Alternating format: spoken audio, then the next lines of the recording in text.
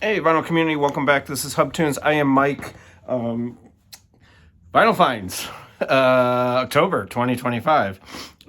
Made up for last month. If you saw last month's vinyl finds videos, you will know that I did not buy a single record last week or last month, which never has happened in the last probably. It's been decades since I've gone an entire month without buying a record, but I made up for it. A couple of these are pre-orders. I say that as if it doesn't count. But yeah, some of these are pre-orders. I got 8 records, a couple of new releases that are really good, 2 jazz releases. I know last week I was poo-pooing like jazz and thinking I'm going to sell some of my jazz. I bought 2 reissues that are freaking spectacular. And I bought a used record too. And I actually have a record that I've been kind of wanting for a very, very long time. And I had a little extra money and I went on Discogs and bought it. I never buy on Discogs. I've had very bad luck on Discogs. I probably bought 5 records in my entire life off of Discogs. And I swear 3 of those 5, my bank account got hacked afterward. And my PayPal account got hacked. So, because I was using PayPal and they're not the most secure site. So just heads up there. So I very seldom order on Discogs, but this time I did, and it was a pricey record, but and my account hasn't been hacked, so we're in good shape. Anyway, since I did a little bit of a clickbait title there. I'm going to show the new Jeff Tweedy album. For those of you who know me and seen this channel, my favorite active band is Wilco. I have been in love with this band. I liked Uncle Tupelo back in the day, but man, there's something about Wilco that just warms my heart. I just love this band. I love Jeff Tweedy. Just talented musicians. He's probably the most prolific American songwriter going right now. And he has a 3 vinyl set, Twighlight, what is it called? Twighlight Override. And this is it. It is a beautiful box, 3 records. It's on yellow vinyl. I'll just show one of them. It's actually really nice. It's got these and then another with all the lyrics and stuff inside. Beautiful yellow, Twilight Yellow it's called. Great record. In the description I did put Overkill, Twilight Overkill. I was worried at first, when I heard he was releasing a 3-album set. First of all, I'm not one of these people who tells artists how to create art. If they want to make a 3-album set, go for it. If you want to tour until you're 89 years old, go for it. It's not up to me. Artists should never make music for the fans. They should make it for themselves. And if he wants to make a 3-album set, freaking go for it, man. Do whatever you want. He's also very successful, so he has a little leeway. I mean, these artists, who are scraping by, barely making rent, that, maybe that's a little different. But yeah, I mean, I was nervous. I was really nervous because I'm not a big fan of his solo material. The Warm and Warmer albums, there's a couple of songs in each one I like, but the rest of them, I really, I just I have them, but just because I'm a Wilco crazy, I don't ever really listen to those records. The Tweedy album that he made, his first solo album, that has some really good stuff on it, and I do go back to that every once in a while, but again, nothing really resonates with me really like this has. So I was nervous, and because it's a lot. There's 30 songs, and yeah, it's great. Could it be cut back? Absolutely. Are there a few songs that don't need? Yeah, but who am I to tell him what to do? He can make whatever he wants. It's also kind of a concept album in his head, so I would never, go for it, man. So you got 30 freaking Jeff Tweedy songs. The band is awesome. It feels like he's in a band on this record, whereas some of the other records, it was more acoustic-y solo stuff, and it was more just like, oh, it's Jeff Tweedy solo. This feels like a complete band kind of thing. And you're saying probably, well, why couldn't it be a Wilco record? Some of these songs would be great if it was Wilco, but they're not. And this band is really, really good. Has his two sons in the band, Spencer and I forget the other one's name. But and just Liam Kazar on guitar, and it's great. Sammy is his other kid's name. I love it. It opens. I'm not going to go through all 30 damn songs, but what I did, I kind of listened to it like one record at a time.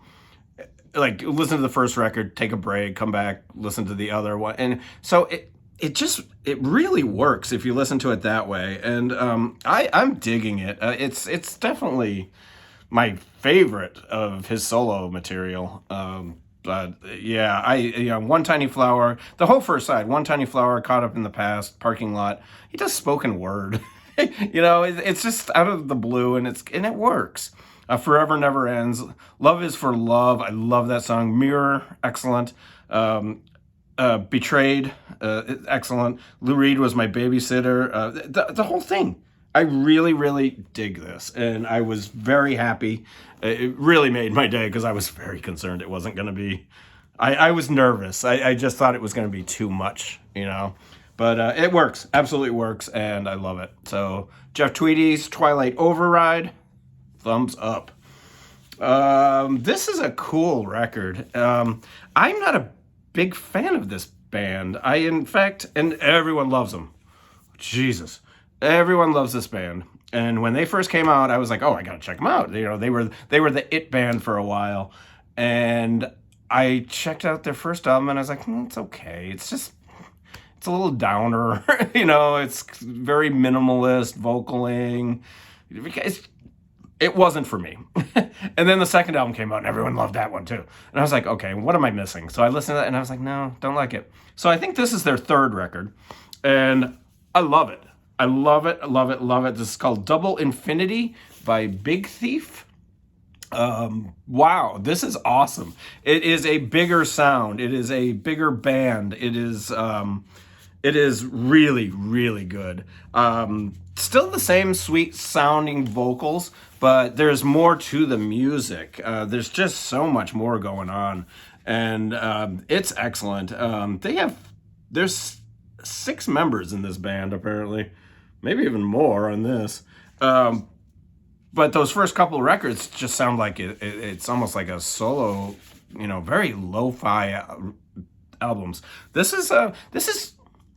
You could call this maybe a little bit lo-fi. Yeah, this is kind of lo-fi, but it's got a full, rich sound. I'm really, really digging it. I would definitely give this a listen before you buy it, but totally, really like it. Now, I don't know what the other Big Thief fans think of it. They probably hate it, to be honest, because when a band changes their sound that much, the original fans always go crazy. But I'm digging this. I'm not an original fan, I guess, but I like it. I like it a lot. Next up is a reissue. This is a pre-order also. I've been buying all of these. Rhino Records has been putting these out, and they're spectacular. And this is Little Feat, the last record album. And this is, what is this? Is this their 4th record? This might be their 4th record. I am a huge Little Feat fan, and Little Feat records always, to me, always sounded a little muddy. I don't think they were ever recorded real great. At least the copies I've had, and I've had multiple copies of probably all their albums. I'm a huge fan. This was like my college band. I used to listen to Little Feat like crazy in college, and so I've always thought these records need to be remastered. I think some of them could even really be remixed, but they didn't do that here. They just remastered, and so you get the original album, and the second disc has a bunch of demos and outtakes and stuff like that, which I don't necessarily need, but they're fun to have. It's all analog. Here's the the tapes for all you tape porn people. All analog, remastered. Who did this one? I don't know who did this one. It doesn't say. I think it's Chris Bellman, wasn't it? I'm pretty sure it's Chris Bellman. But yeah. Oh, you know what? I think this might be Bernie Grundman. Yeah, this is Bernie Grundman. Because I think Chris Bellman did the others. They've done Dixie Chicken, the one with Atlanta, Feet Don't Fail Me Now. They did the live album. But I'm pretty sure Chris Bellman did those. But this one I noticed Bernie Grundman did. Which, hey, get the best when you can get the best, right? It's excellent. It sounds great. A much improvement over the original release that I have that's been sitting on that shelf for, God, probably since 88, 89. Yeah, this was, like I said, this was my college band. I played them all the time. Yeah, so excellent job by Rhino. Thank you so much for doing these. These are great. I think they maybe are going to do one more. They probably won't do the first one. I don't know if Rhino has the rights to the first album. They probably don't. But I have a MoFi of that, and it sounds pretty good. There is one more record after this, the one with High Roller on it. It's not their best record. They're kind of petering out at that point. But I would love to get it. If they redo it, I'm doing it, man. These are awesome releases. These are the two that I'm probably the most excited about. And I know last month I was talking about selling, some Tone Poets, and I'm not buying as many of these jazz reissues because, the Tone Poets are kind of boring me now. I stream them when they're announced, and there's nothing that really hits my ear. Well, I got two reissues here that are freaking spectacular. This is Charlie Rouse, 2 is 1. They're reissuing the Strata East label. This is, man, I streamed this for probably 2 weeks. I probably streamed this for 2 weeks, and I couldn't get enough of it. This is a party record. This is a funky, what year was this? 74 this came out. And it's phenomenal, you guys. If you like funky jazz, this is your wheelhouse, man. This thing is absolutely incredible. The title track, 2 for 1, my favorite song on here, spectacular, absolutely spectacular. It opens up with Bitchin', which is 7 minutes long. It's a high energy funk, just great. Hopscotch follows it up. This is the whole thing is just, it's high energy. In a Funky Way is great. Side 2 opens up with the title track, 2 is 1, which definitely my favorite song, a 12-minute just jam. And then In His Presence Searching is also really good, 10 minutes long. There's only 5 songs on it, but man, this is a powerhouse of freaking record.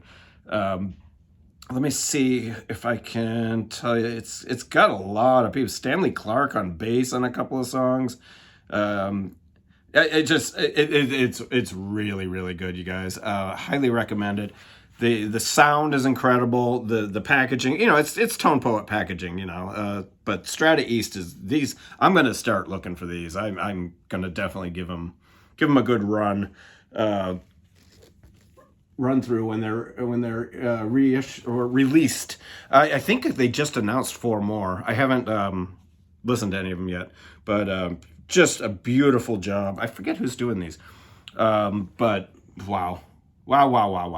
Absolutely phenomenal. I can't tell you how much I love that record. And I had never heard it before, before I streamed it, and yeah. So I'm gonna probably just repeat everything I said for this record. This just came in. I just got this in the mail about an hour ago. I haven't listened to the vinyl yet, but I've been streaming it. Holy crap, this is a good record. I am a huge fan of the Fender Rhodes keyboards, and this is packed full of Fender Rhodes keyboards. And the 2 songs that are just regular piano are incredible also. But this is Kenny Barron's Sunset to Dawn. Just arrived. I have not even listened to it yet. It's beautiful, though. Really nice. Yeah, 1973 on Muse Records. I'm going to be all over these too. I'm not buying every one. I'm going to do what I did here. I'm going to stream, and what I like. And if I don't like it, if it doesn't catch my ear, I'm not buying it. But this one kicks ass. It is also high energy, powerhouse fucking lineup. There's one piano solo called A Flower. It's a 6-minute song, and it's beautiful. But then the whole rest of the album is just fucking kick-ass, man. The opener, Sunset, is great. Dolores Street, San Francisco, freaking awesome song. The closer, Dawn, is great. Swamp Demon, the whole thing is awesome. Just, if you like Fender Rhodes, pick this up, man. I love that sound, that electronic sound. I love it. Absolutely wonderful. Kenny Barron on piano and electric piano, Bob Crenshaw on bass, Freddie Waits on drums. I wasn't real familiar with him. Richard Ludrum on congas and miscellaneous percussion. And then Warren Smith on vibes and percussion. Guys, pick this up, man. If you like this kind of stuff, I dig it. We got it. Matthew Luthens did this. What else do you need to know? Stoughton, blah blah blah. Yeah, it's great, man. I can't wait. I'm gonna play this when I get home. I'm heading out to dinner in a bit. I'm gonna go play this when I get home. But I've been cranking it in the car on the way to work. It is phenomenal. Highly recommended. If this series is as good as these first two. Those two series, the Strata East and the Muse releases, if those series, I'll be buying them all like Tone Poets. But I'm not going to do that. You can hold me to that. Okay, so this next one, I'll do this one next. Because I do have a Grail. It's not really a Grail. But I bought this because John Lennon's the freaking best, man. He was my favorite Beatle. His solo stuff's my favorite. So I bought the Power to the People set. It sounds a hell of a lot better than the Live in New York City CD or vinyl. That sounds terrible. And I've been listening to those for years. I remember when that came out, I was so excited to have a live John Lennon album, because there really weren't any except for the one in Live in Toronto. And I was so excited, and I put that needle down. I was like, it just doesn't sound good. Even back then, I knew it didn't sound good. But this sounds great. Power to the People, John and Yoko Plastic Ono Band with Elephant's Memory, live in New York City, 1972. It works. It's really good. I'm glad I have it in the collection. Am I going to listen to it a lot?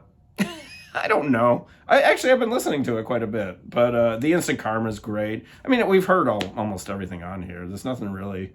The Cold Turkey is great. Hound Dog. I don't know. It is good. It's really good. I'm glad I have it for the collection. Like I said, how much am I gonna listen to it? Probably not all that much. I like the studio stuff, but yeah, it's great to have, and it's a moment in history, for John Lennon and Beatles fans, and yeah. So yeah, I'm glad I got it. I'm going to see the Yoko Ono exhibit tomorrow. I got a ticket down at the Museum of Modern Art here in Chicago. I'm going to go see that tomorrow. So maybe I'll do a little review or something of that. I'm a big Yoko fan of her art. I like a lot of her music, not all of it. But I really dig her art. I think she's pretty groovy. And who knows how long she's going to be with us. It doesn't sound good.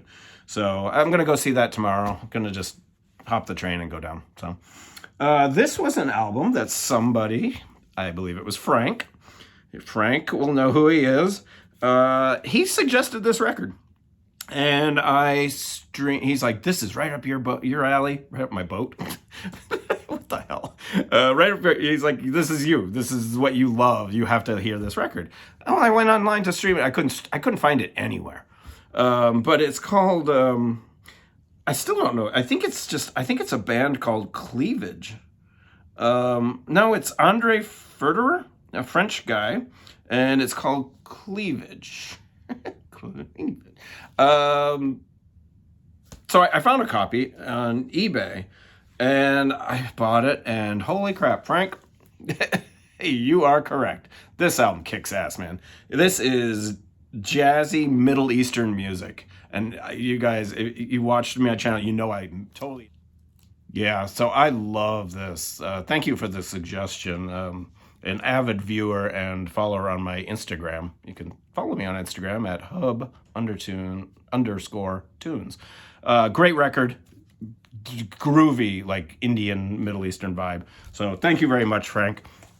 I'm going to finish up here. This is an album I picked up. This is one of these like a record you might like kind of thing on like Instagram. I forget where this came from, but it's a band called the Sandman Project. No, you know what this was? You know when you're listening to an album and then at the end it just kind of plays something that's similar? Like if you're streaming an album, I was listening to something and the album was over and it just started playing this. And I was like, what is this? And I looked and it's this band called the Sandman Project. Where Did You Go?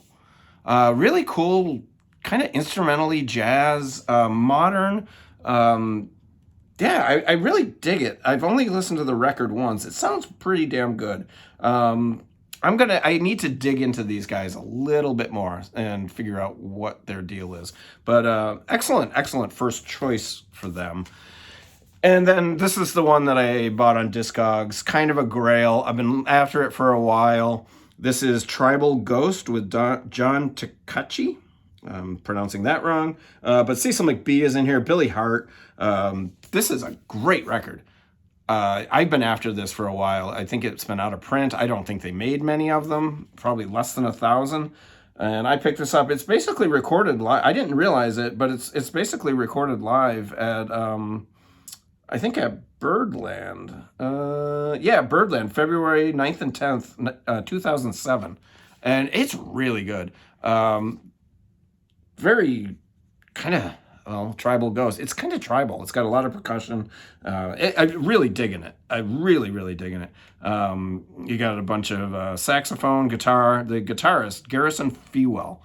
Excellent guitarist. Cecil McBee, obviously, on bass is incredible. And Billy Hart on drums. Also, just great. I'm really digging this. It was worth the wait, but it was not cheap. I don't care how. I think I paid $65 for it, but I've seen it go for more, so I felt good with the $65. But yeah, Tribal Ghost. Love the artwork. Absolutely love the artwork. So that's it. Yeah, that's about it. What do we got coming up? November, we got Record Store Day. I've already pre-ordered a couple of records for November. They're actually coming in a couple of days. But yeah, so we got that coming. And what else? I don't know. Just getting ready for the holidays? It seems weird to say that. I swear I was just sitting here a couple of weeks ago in like shorts and t-shirts and stuff. But yeah, the weather started to change here in Chicago, so it's chilly out tonight. So everyone, stay well.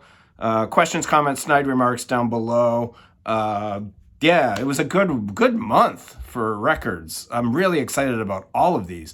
And that's what's kind of nice about paring back what I'm buying. I'm more excited about my record collection and to listen to these.